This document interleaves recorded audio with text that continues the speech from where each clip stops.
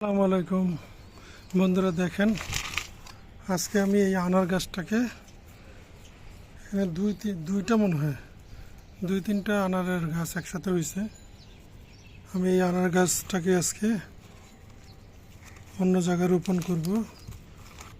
প্রথমে আমি এটাকে কেটে নিলাম, দুই পাশ দিয়ে ফাটাই নিয়েছে, দুই পাশ দিয়ে ফাটাইছে, কেটে নিয়েছে। এখন এটাকে আমি ছোটাবো, ছুটে তারপর আমি ওই যে এটার মধ্যে তৈরি করলাম এটাতে বসাবো। এটা বড় আছে, সকাল দিয়ে মাটিটা খুঁড়ে নিলাম। এই মাটিটা এই কমলা গাছে দিয়ে দিলাম।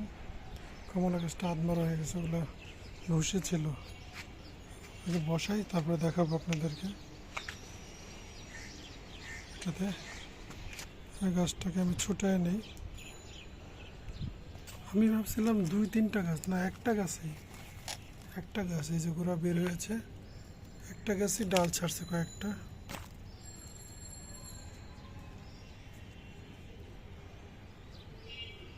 এটাকে আমি এখন ওইটাতে রোপণ করব।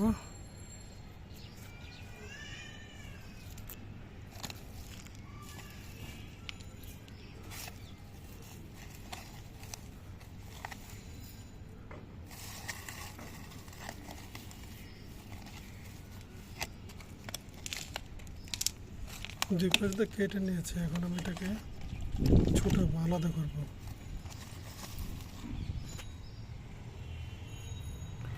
আলাদা করে আমি ওই বড় টবটাতে বসাবো। বড় আনারের বিচি ফেলাইছিলাম, ওইখান থেকে গাছ উঠছে।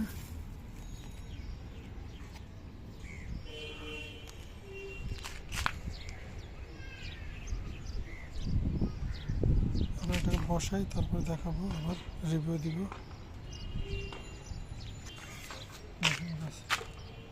আনারের পাতা আগেও কয়েকবার উঠাইছিলাম, ওগুলো মরে গেছে। এখন আবার নতুন করে এটা উঠাইলাম। মধ্যে আধমরা হয়ে গেছিলো, পানি দেওয়াতে আবার সুন্দরই হয়েছে।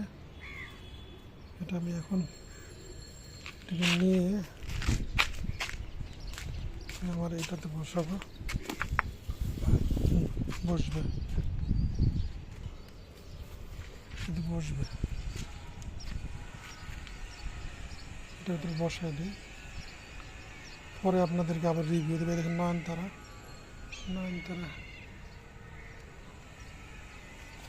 পরে আবার রিভিউ দিব। আমি আর একটু মাটি কাটতে হবে, তো একদম উঁচু হয়ে যাইতেছে। এটা দিলে ভালো হবে, গাছটা একটু বড় হবে। পরে আবার বড় ড্রাম এনে ড্রামে লাগাবো।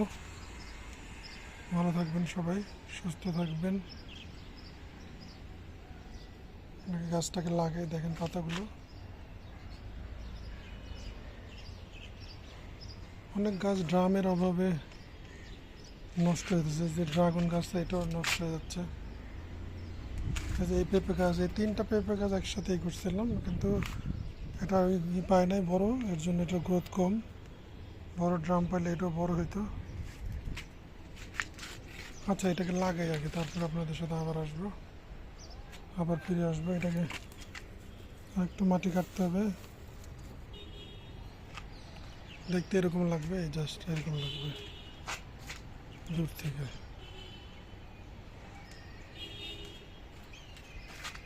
ভালো থাকবেন সবাই।